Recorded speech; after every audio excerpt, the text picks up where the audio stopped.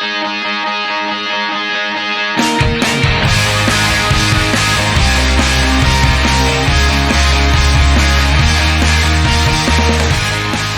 friends and brothers. Rob and Marcus here. We're excited to talk to you today about topics related to modern men. The mission of Friends and Brothers is to change lives and be a resource for you to find or regain your inner yelp.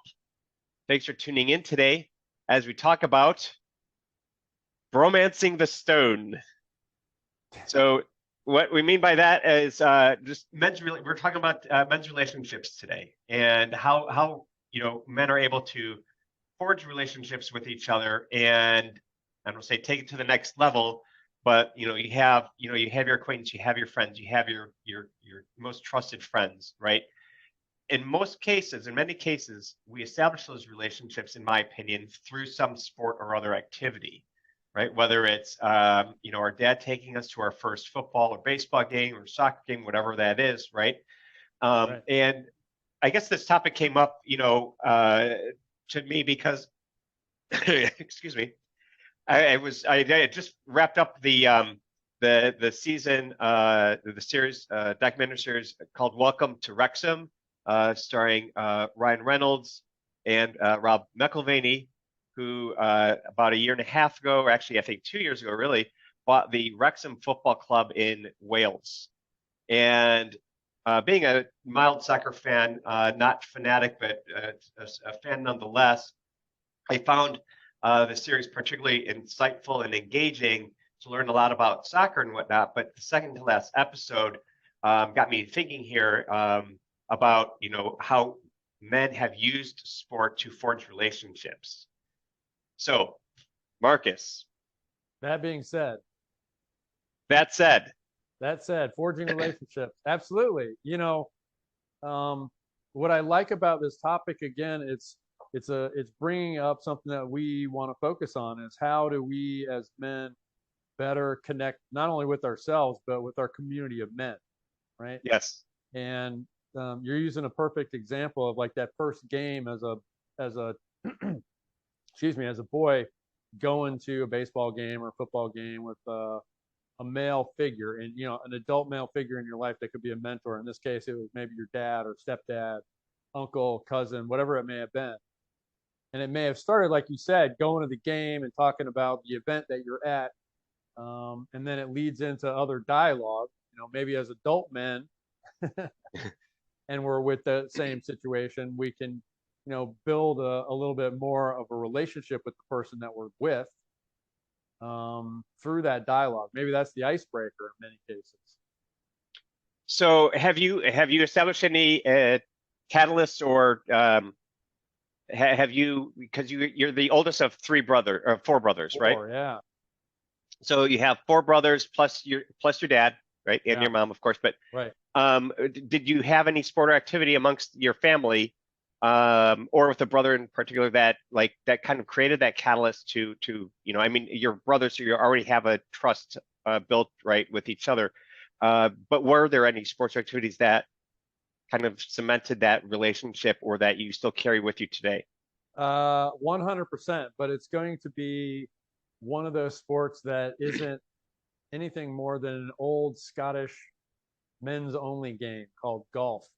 But that's great. And I say that in jest because all the men, or the guys that I grew up with as mentors or father figures in some kind of way, were old school guys. It was never super involved in what you were doing. They were proud of you, and they participated in maybe playing catch with you and those kinds of things. But I never had conversations or attaboys or any of that kind of stuff in those activities. Where it came down to was me learning how to play golf as a child, being shown how to play golf by my grandfather and my dad, learning how to play, going off and doing it on my own, and then through that, building conversation, talking about the events that were going on, like the Masters or PGA Championships, those kinds of things, but going out and actually playing 18 holes of golf with him. Right. So I'm with my father playing, 3.5, 4 hours of golf, getting an opportunity to hit the ball. Again, quiet time because you're out in the outdoors, but it also allowed us an opportunity to, talk about whatever whatever came up. So Yeah, I'm very grateful to learn that sport specifically. right.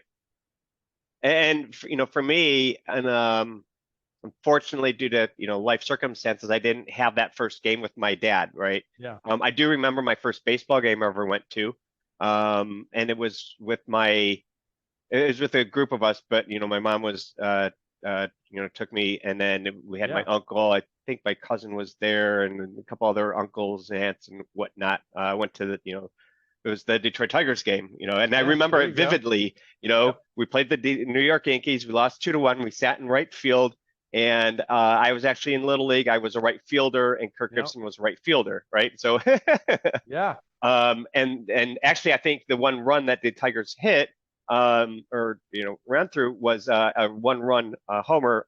I don't know if it was by Kirk Gibson, but anyway, yeah, he was key part of my childhood baseball fandom, right? Played a little bit of Little League, but it kind of didn't, it kind of fizzled out, I guess. But having two sons and a daughter, I do look forward to the day that I'm going to take them to their first game.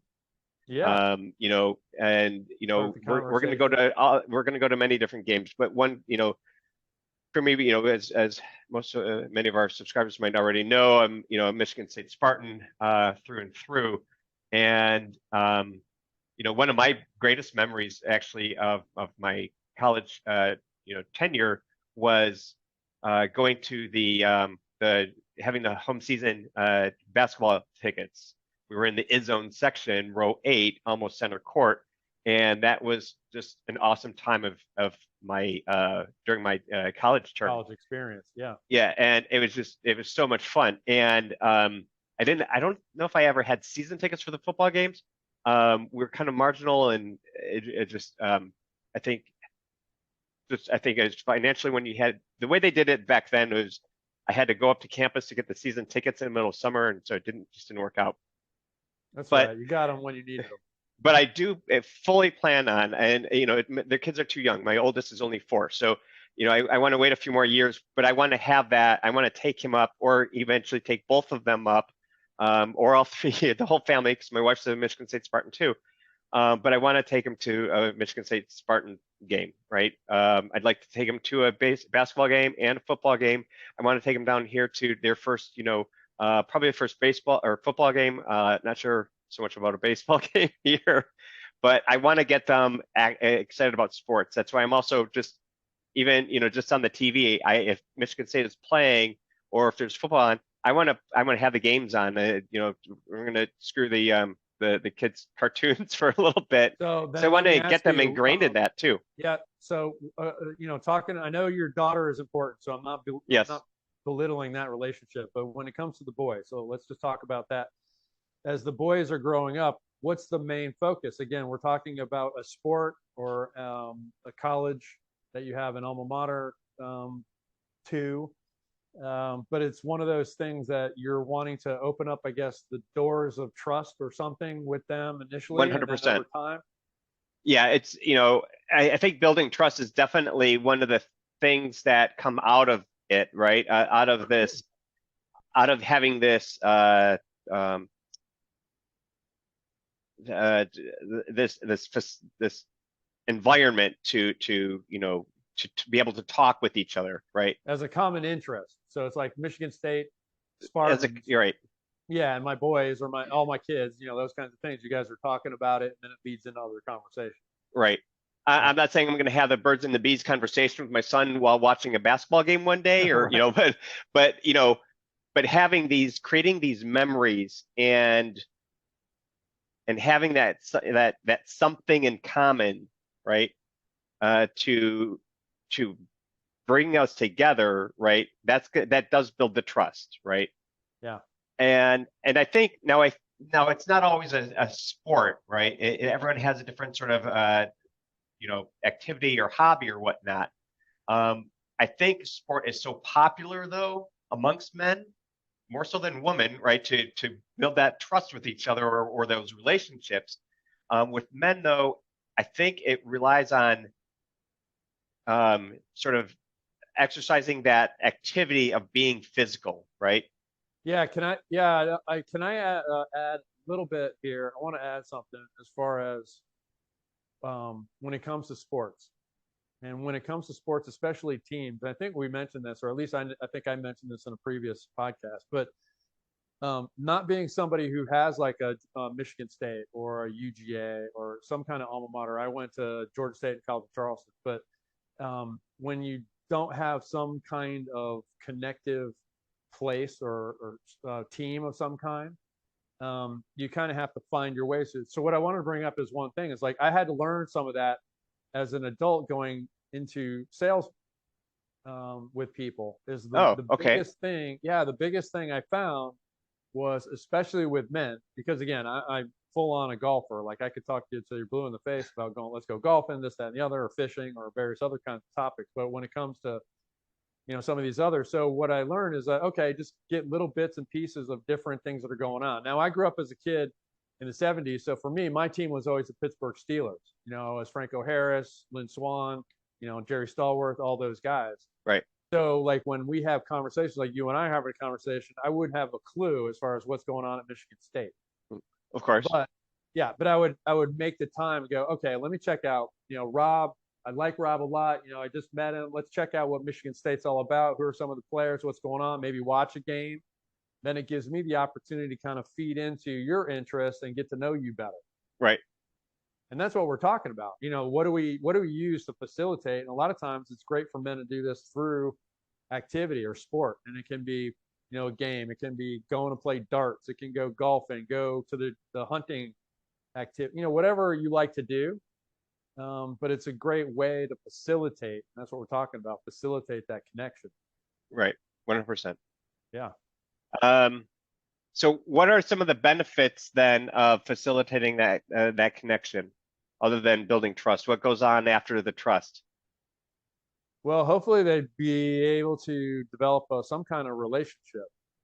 With trust, you're building on something. You have some middle ground that you're building some kind of dialogue on. I made some notes. I mean, some things like it's like, where do you seek this out or where do you find these kinds of things? But what comes after that? It really takes you jumping off the deep end and taking one for the team and maybe asking a question. Hey, I noticed this, that, and the other, or we talked about this and I noticed that, like you're wearing the Flash today. Hey, I noticed that maybe you're a fan of the X-Men or DC, whatever, just to kind of bend the dialogue in another direction to see, like I said, to find out more information. You can see my shirt. I've got a Ducati shirt on. So you obviously know I'm a Italian motorcycle. Actually, it was a little small, the logo there, so I Yeah, just well, had trouble seeing it. Okay, there. Ah, yeah, there we go. There we go. All right. but Ducati. the point being is where does it go? It's just those little steps in introducing yourself, getting more outside of the box as far as what it is you initially met about, and then just start talking about different things. Again, we have to tread water in some kind of case because you don't know, am I going down the wrong direction politically? Am I going down the right direction? Am I going the wrong direction? With whatever. There's lots of dialogue that could go a wrong direction for sure. Yeah, right. But if you build that trust, then if it starts going down the wrong direction, right, Yeah. you have enough, respect for each other that you can hopefully get over that, right? Then Yeah. And you probably make a joke before you get worked up about it, right? But then, some also other funny memories I have with colleagues and other friends is, that blow up that we might have had with each other, that becomes a laughing point and that funny story that lasts for several years, which, Yes. I had one comes to mind from work and it has nothing to do with any sport or whatnot, but it was pretty entertaining. Well, I don't know how entertaining it really is, but it's a memory. But my now. fellow colleagues who've been around for as long as we have and who remember this experience from over like 5-10 years ago, they still laugh about it and think it's one of the funniest stories. So, Yeah. I guess it's if it's used for someone else's benefit, great, good for them. Well, it's like that old adage. I don't remember how it goes, but it's like when you go through some kind of dynamic that creates friction, there is that. You're going to build some kind of funny connection to one another and just, for whatever reason, get a better a better feel for the person in many cases because you've already been through a little bit of a strife, I guess. Right. But Well, yeah, I mean, that's the thing is like guys, we tend to migrate towards, like you said, the activity of something. You know, you've probably seen it represented in movies and books and magazines, all kinds of different things where, you know, the dad or the grandfather or the uncle or something has a little kid or somebody with them that they're doing something. You know, it's working on the car, working on a motorcycle, on the boat, in the yard, going to the baseball game, any of those kinds of things. That's very dad or man oriented, right. right? So not to spin gender or anything like that, because we can do a whole lot of other things like be in the kitchen and cook and all that kind of stuff too. I'm just kind of using what are some norms that are out there that people can relate to. I So I think, don't know if I answered your question, but where does it go? I don't know. I mean, it's really just an open door to the next step in the conversation, really. yeah, and as you were given the response, I mean, for me, some other thoughts came to mind. Like, I mean, it just, when we have these relationships, right, it just gives us the opportunity to learn about each other.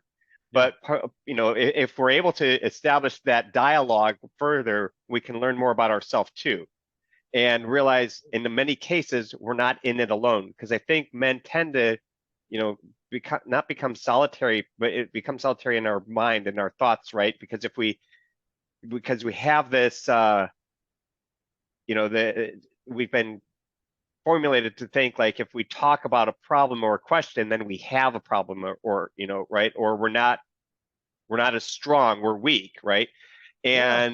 And by That's what we've been, having that's what we're this talking about. Yeah, by having exactly. this opportunity to talk to each other in a trusted, safe space environment, we can now realize we're not in it alone, right?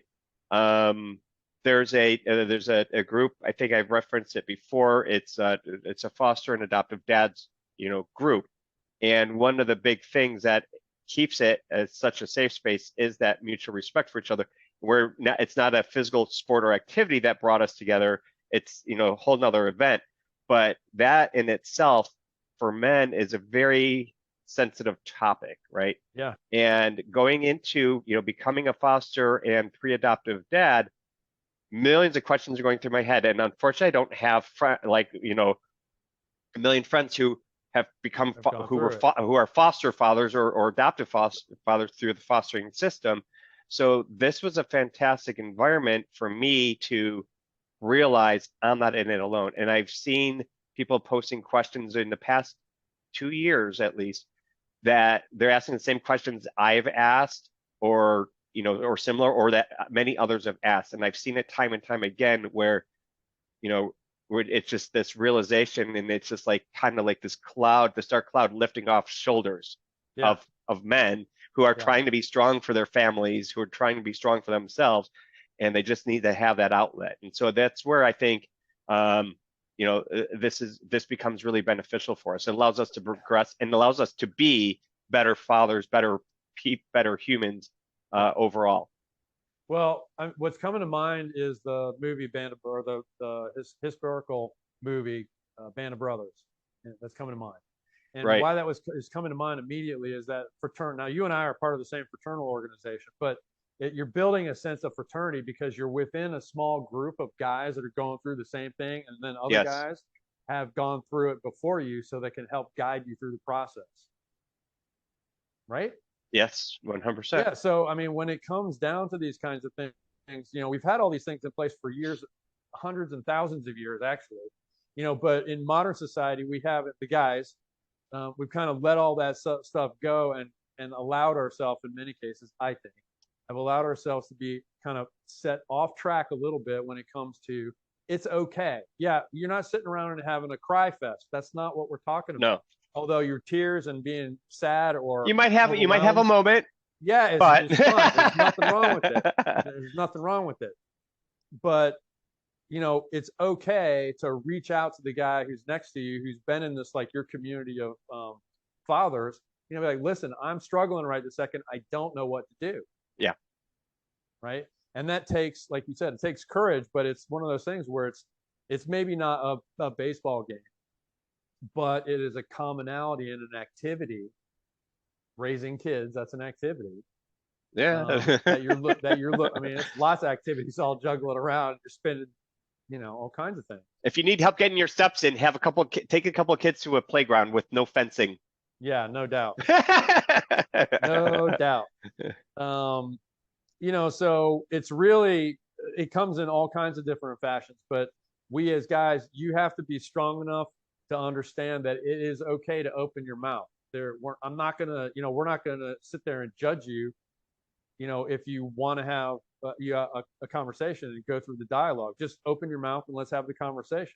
Yeah. I mean, that's what forging relationships with men's groups is all about. Again, you have the things that we talked about, doing different things like hobbies. So we're talking about hobbies and sports, again, fishing, hunting, golfing, woodworking, whatever those kinds of things are. But it gets the dialogue if you're working with another guy or another group of guys talking about stuff. Yes. You may, who knows, you may be doing something. I'm trying to think of different things that might be coming up. Oh, hey, did you see such and such on HBO the other day? And then it starts a whole conversation about whatever that topic may have been. And then that leads down the road of other conversations, which may be answering questions about things that you're thinking about when it relates to being a new dad, whatever it may be.